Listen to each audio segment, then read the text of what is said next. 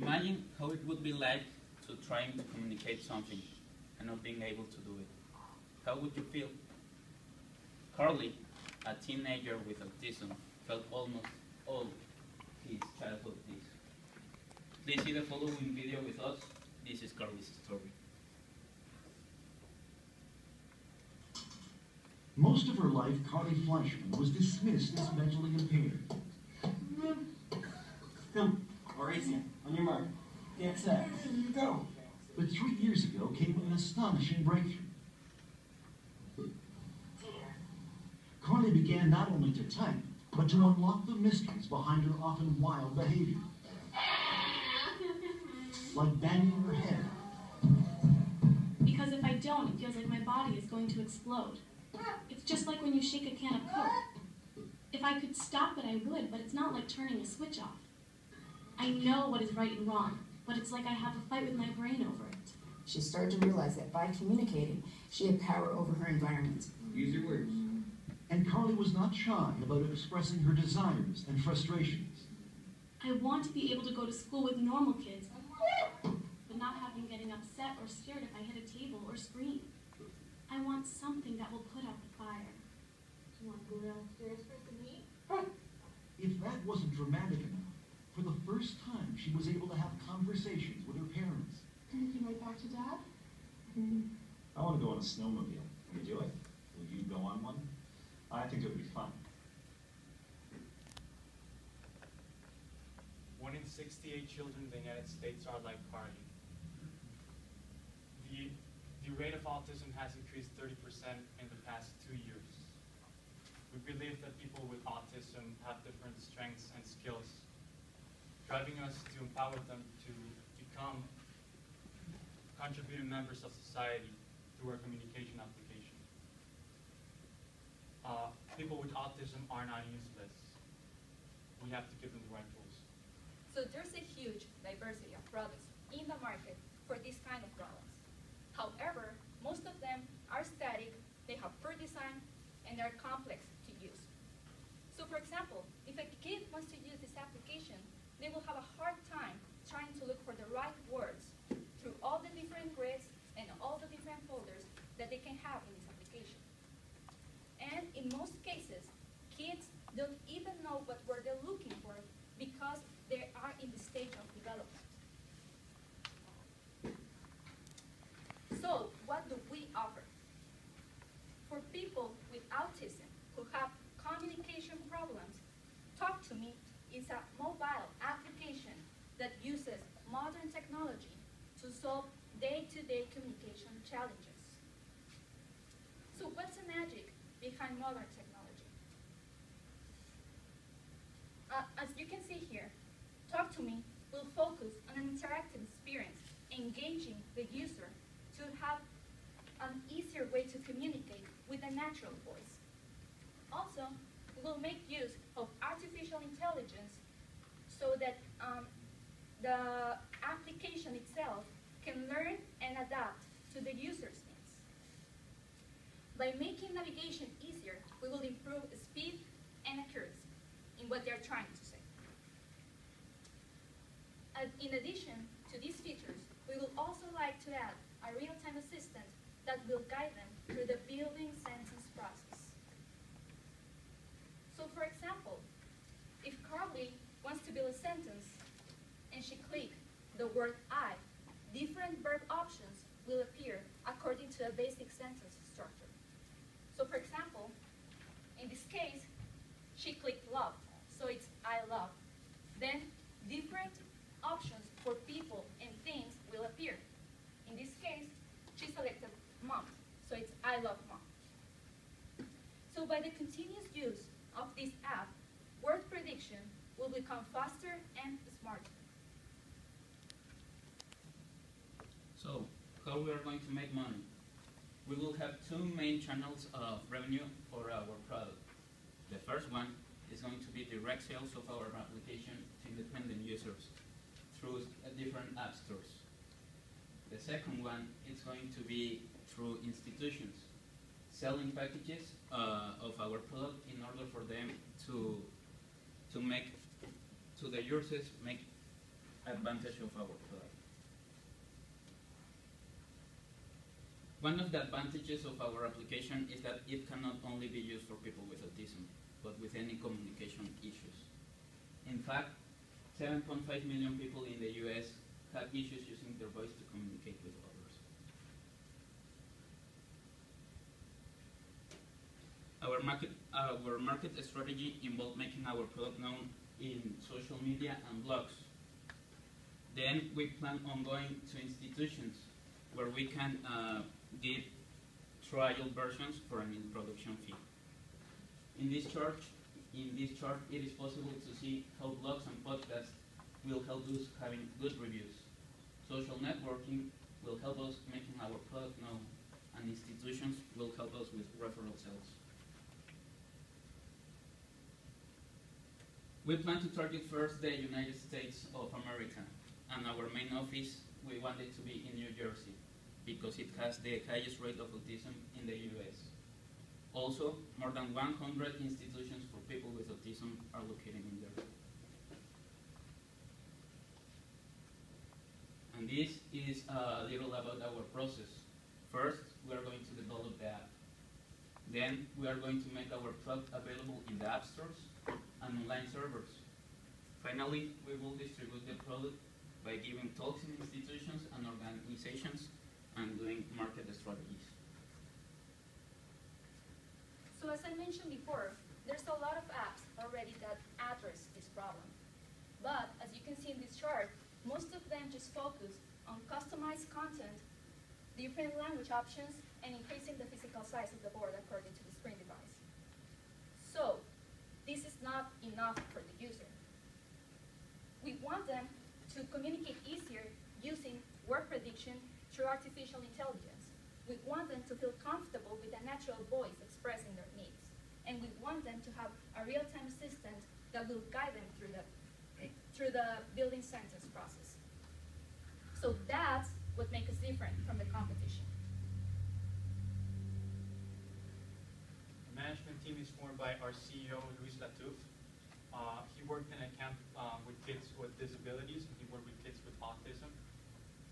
He has been developing the interface of the application because of his expertise in what kids with autism like and do not like. Our CTO, Olivia Hernandez, she worked in a center of multiple attentions, where she worked as well with kids with autism. And she has been developing the software because of her expertise in programming. And she also wrote an article for the IEEE related to the topic. I am Eduardo Acedo, the CFO of the company. I attended a school in which they admitted kids with disabilities. I will be focusing on logistics, finance, and marketing. We are fully committed. Our team can be trusted because of our experience and our skills. Here's a chart of our financial projections where we can show you the sales in US dollars, the cost, and the profits or losses for each year, for each of the first 5 years. You can see there's a profit by the 3rd year, and we expect a profit of around $1 million by the 5th year. That would require only selling the application to 4% of the children with autism in the United States, or a 0.37% of people with communication issues. That's a total of 27,800 individual sales. The cost of the application is $49 US. There will be a profit of $201,240 for the initial investor by the 5th year, which would be almost triple of the amount they invested. Here we're showing you our break-even point, which is going to be at the beginning of the 3rd year.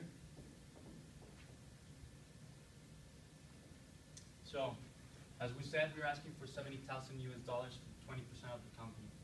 The money will be mainly used for the developing of the software and also for market research. The first 6 months will be of developing and testing, and after that we will start selling for the next 4 months of the first year. As I mentioned before, the initial investment will be almost tripled by the 5th year. You might recognize some of these people. Albert Einstein and Mozart, the ones in the top. They were never diagnosed with autism because of the time they lived in, but some psychologists suggest that they had some sort of autism because they've been studying their lives and how they reacted to different situations. You can see here Susan Boyle, British Got Talent winner, Dan Aykroyd, a Canadian actor. They are both diagnosed with autism. We want people to achieve something great, and we want to give them an opportunity. So we believe that they only need the right tools. It's time to listen. Thank you.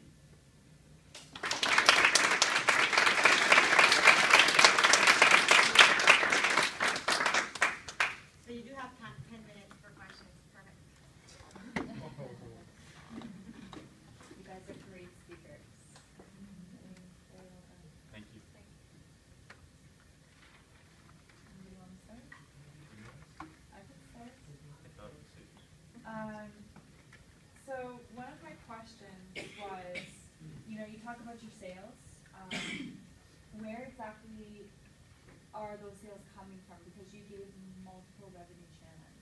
So is it coming from the app sales? Is it coming from partnering with those institutions that you're going to be providing the app to? Where do you see the majority of your money coming from? It's kind of both ways.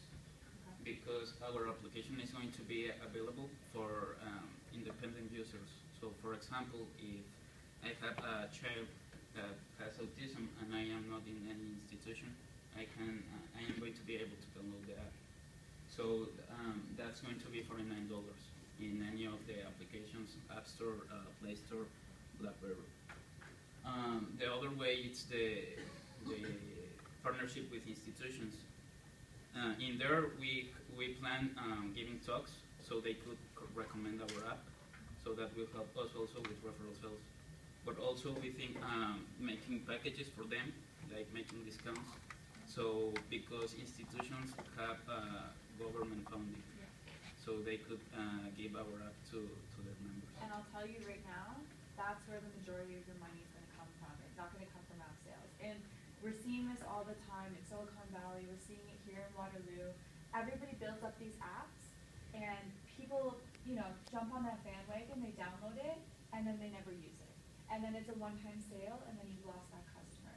You want to make sure that, investors are really going to be attracted to something that you're going to get investments all the time. You're going to get recurring revenue all the time, right? And when you have multiple sales channels, which is great, but you got to make sure that you can show that we're going to have money flowing in all the time, right? And unfortunately, if I were to do anything right now, I would rejig everything for you guys from an app to software, because app scares people.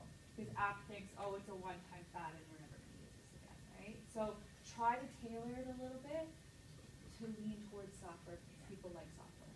Right? So as he mentioned before, we want to start in New Jersey, because that's where the majority of these institutions are. So we want to build strong relationships with these partnerships. And as well, I will talk about it.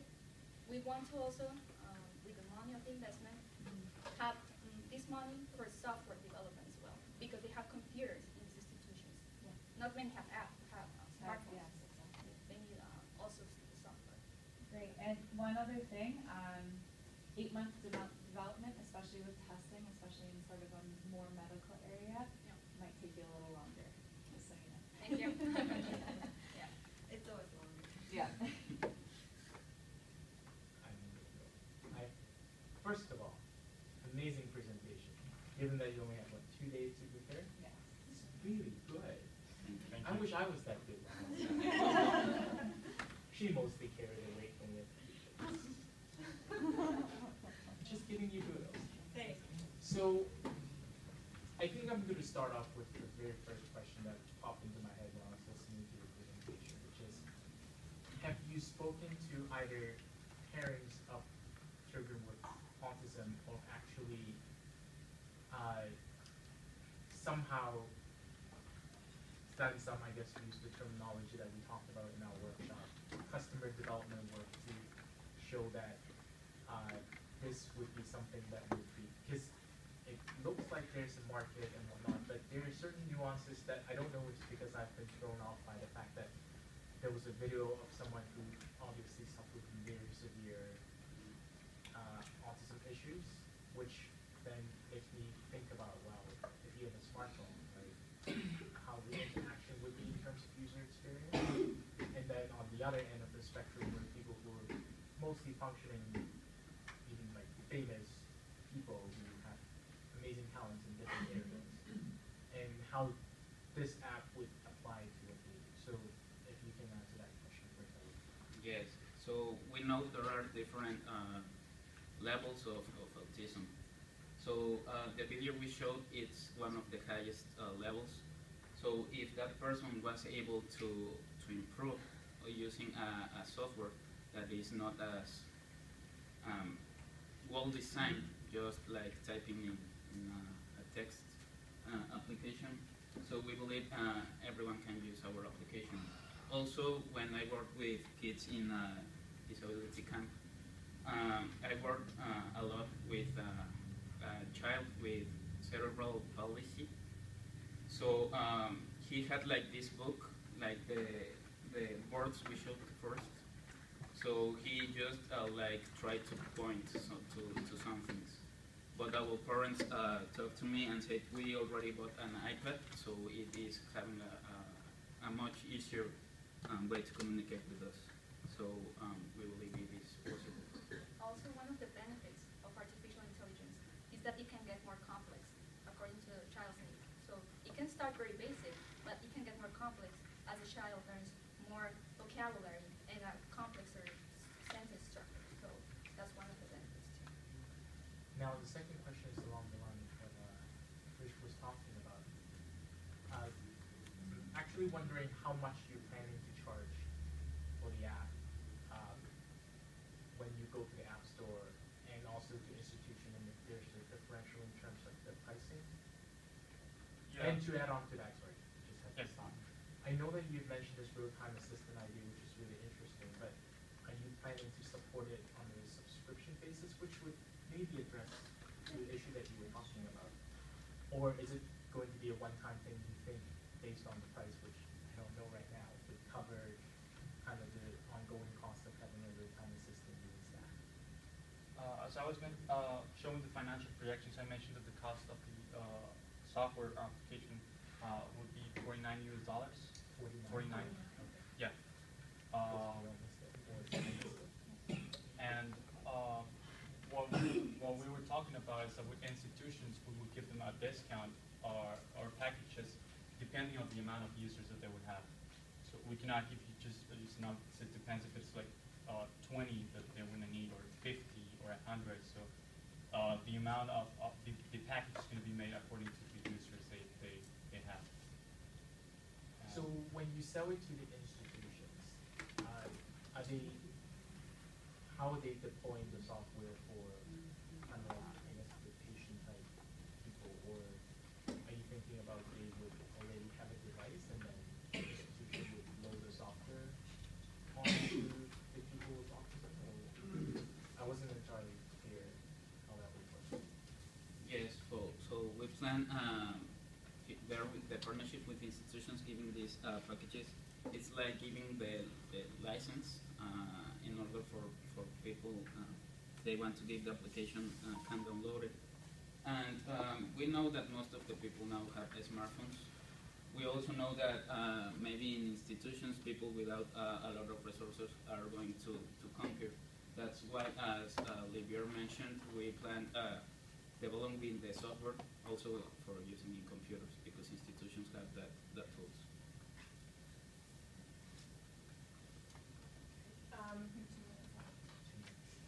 That's a great presentation as well. So you were saying the users are going to pay $49 per app one time only, right? That's so do you project the revenues are always going to be from first-time new subscribers? Like you're not going to collect revenue anymore from once the client has paid, they're never going to pay again? That's correct. Okay. So have you considered something like where the client pays a renewal fee annually, because that would keep your revenue going, right? You know, otherwise you're gonna basically sign up, you know, let's say you're gonna have huge sales the first few years, projecting everything goes well and according to plan, but then after that, you're gonna have to figure out, because you can't, you know, you might not be able to get a huge share of the market, even 10% could be pretty good, but after you're done signing them up, how are you gonna, you know, continue generating sales, right? We want to continue generating sales because we want to expand to all the people who have communication problems, not just people with autism.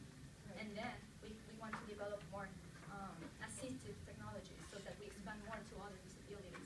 Okay. So as we're getting ready, we want to do that basically. Okay, so how easy is it for somebody else to do the same thing then? If you have this app, right, how easy is it for somebody else to copy it, right? Like, I'm not very familiar with, you know, this industry, but like, can you have some kind of proprietary, you know, technology, like, so that it's not so easy for somebody else to do the same thing as you, so that you can continue to get that share of the market? Yeah. I don't have a lot of experience in law or anything like that, but I believe we can register some of the key parts of our application so that they will not be copied. Right. Yeah, for example, in the Apple Max, they already patented the way they charge because it's a, you know, it's a kind of a magnet. So we want to patent like certain keys that make us different. For example, the real-time assistant and the natural voice and how we do that natural voice that people will be recording, of course. Okay. And some key benefits. So you projected the first couple of years you're going to spend about, I think, $300,000. Where are those money going to be spent on? Mostly software developing, or? Yeah, the initial $70,000 is going to be for software developing and for market research. And then after that, for the second year, we will need more for rent in our office space, which we're kind of around $18,000. And then salary for a couple of employees that we will have, besides from us. And are you going to pay yourselves the first few years, or? Starting on the third year. Okay. That's what we. And how much profit were you projecting for the third year? For the third year, we had, I think. Go back there. Sorry, yeah. That would be great. 160,950 US dollars. So you're projecting that you're going to basically have a net profit margin of like 50%? Like. Yeah, we're gonna have sales of 6,750 individual applications, and our cost of operation will be around $170,000 US. Okay. And the costs are mostly going to be software development, right? Yeah, that's right. And you're going to pay some nominal amount for the overhead, like the rent expenses, and what are the employees? We have here in the third year, for example, 18,000 in rent, 110,000 for employees. So why are the employee costs going up? Because we're hiring more people in marketing and sales. Because we're going to expand to other countries. Okay, for marketing and sales? As we said, we're planning on going to institutions and giving talks. We sometimes will not be able to do it ourselves, so